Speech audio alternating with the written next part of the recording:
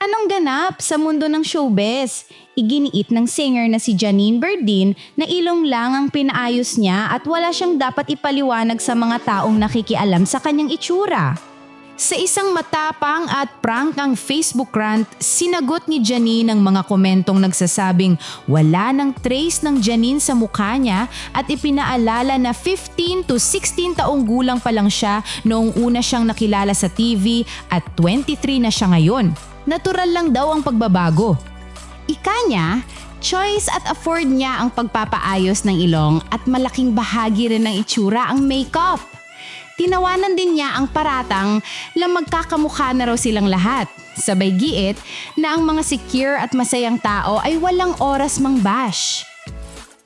Para kay Janine, ang mahalaga ay ang pag-aalaga sa sarili at pag-evolve dahil ang buhay ay para sa sarili. The coffin only has space for one at ang pagbabago ay normal. You've changed.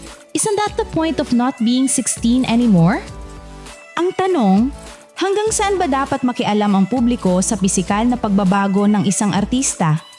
Karapatan ba nilang husgahan ito o personal na desisyong na dapat igalang?